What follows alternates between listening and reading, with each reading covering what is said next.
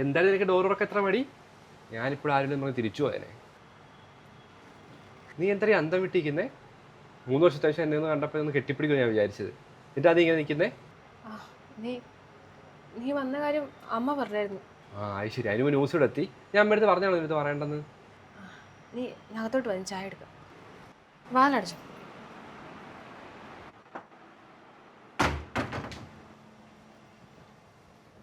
നിനക്കെന്താടി പറ്റിയേ? അളിയനായിട്ട് എന്തെങ്കിലും വഴക്കുണ്ടായിട്ടുണ്ടാവും അല്ലേ? നീ അവിടെ നിൽക്ക്. ചായ ഒന്നും ഇപ്പം എനിക്ക് വേണ്ട. അളിയ എവിടെ?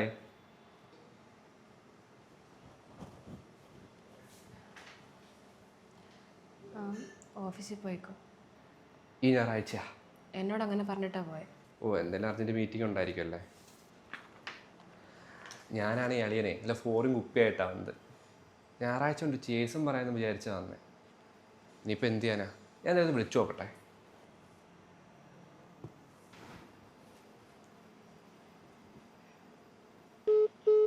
കട്ട് ചെയ്തല്ലോ. എന്തായാലും ഞാൻ പുള്ളി കണ്ടിട്ടേ പോകുന്നുള്ളൂ. നീ എന്താടി ഇങ്ങനെ? എന്താ എൻ്റെ പ്രശ്നം? രാവിലെ പോകുമ്പോൾ അളി എന്തായാലും പറഞ്ഞിട്ടുണ്ടാവും അല്ലേ? അല്ലേ നിന്റെ സ്വഭാവത്തിൽ മാറ്റമൊന്നുമില്ലോ. ഇപ്പം അളിയൻ്റെ മേളിൽ കയറും, പണ്ട് എൻ്റെ മേളിൽ കയറുമായിരുന്നു. എൻ്റെ പാവം ഇതൊക്കെ എങ്ങനെ സഹിക്കുന്നു എന്തോ. അതേടാ, ഞാനാ എല്ലാത്തിനും കാരണം. അങ്ങേര് നിങ്ങളുടെ മുമ്പിൽ ഭയങ്കര പുണ്യങ്ങളാണല്ലോ. അല്ലെങ്കിൽ എല്ലാത്തിനും പണ്ടുപോലെ എല്ലാവരും എന്നെയല്ലേ കുറ്റപ്പെടുത്തുന്നത്. എടി, ഞാൻ അങ്ങനെ ഉദ്ദേശിച്ചതല്ല. ഞാൻ മടുത്തു. എത്രയാന്ന് വെച്ച? നീ പറ, എന്താ കാര്യം?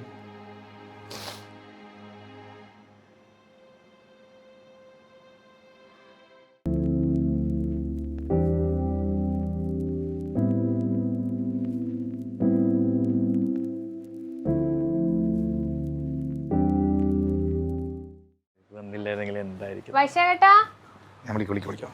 വൈശാഖേട്ടാ, ഇവിടെ ഉണ്ടായിരുന്നോ? ആരാ ഫോണില്? ഓഫീസിലേക്ക് ഒരു ഫയൽ ഫോർവേഡ് ചെയ്യാൻ വേണ്ടി പറയാൻ വേണ്ടി വിളിച്ചാ. വൈശാഖേട്ടൻ പോയിട്ട് വേറെ റെഡി ആയിട്ട് വാ. ഇന്നലെ അമ്മ പറഞ്ഞ വഴിപാട്. എടോ, ഞാൻ മറന്നുപോയത്. വൈശാഖേട്ടൻ മറക്കും.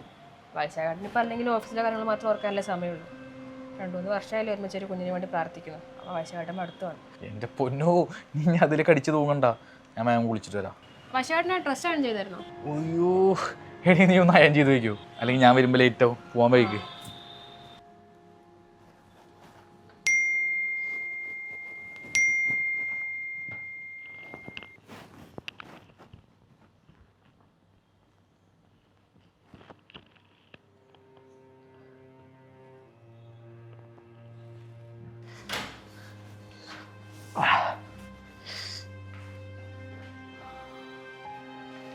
നീ ഇതുവരെ അയൺ ചെയ്തില്ലേ? എന്തൊക്കെ നമുക്ക് കുട്ടികളുണ്ടാവാത്തത് എൻ്റെ കുഴപ്പം കൊണ്ടാന്ന് പറഞ്ഞപ്പോൾ ചേട്ടൻ എന്നോട് എന്താ പറഞ്ഞേ? അന്ന് നീ ഇങ്ങനെയൊക്കെ ചോദിക്കുന്നേ? എന്താ പറഞ്ഞേ? വിഷമിക്കണ്ട, ആരൊക്കെ തള്ളി പറഞ്ഞാലും ഞാൻ ഉണ്ടാവും കൂടെ. ആരേ സ്നേഹ?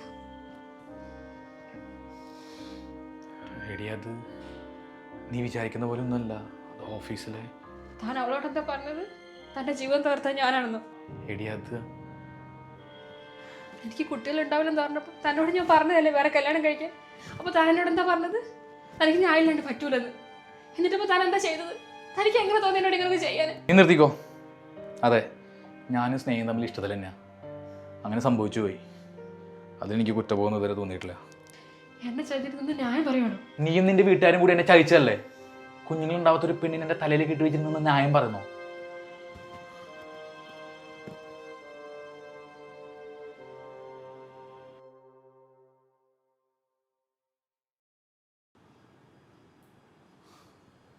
ഇതിൻ്റെ പേരിൽ ഇനി 24 മണിക്കൂർ ഇരുന്ന് മോങ്ങണ്ട.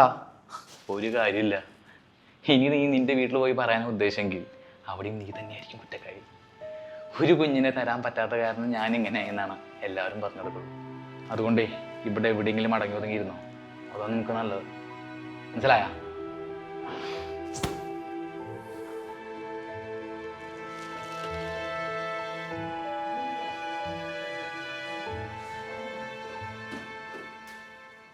ഇപ്പം നീ പോലും എന്നെ കുറ്റപ്പെടുത്തുകയല്ലേ ചെയ്തത്. ഇതുപോലെ കുറ്റപ്പെടുത്തൽ മാത്രം കേൾക്കുന്ന എത്ര പേരുണ്ടാവും. എല്ലാം അവസാനിപ്പിക്കാന്ന് കരുതിയെന്ന് ഞാൻ. ചേച്ചിനോട് നിൽക്കണ്ട. അവൻ പറഞ്ഞത് തന്നെ ആരെയും കുറ്റപ്പെടുത്താൻ പോകുന്നില്ല. നിനക്ക് ഞങ്ങളൊക്കെ ഉണ്ട്. നീ വാ.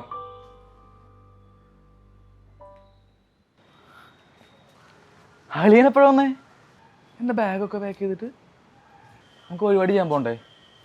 ഇന്നിപ്പോൾ എൻ്റെ വകയുടെ വഴിപാട്.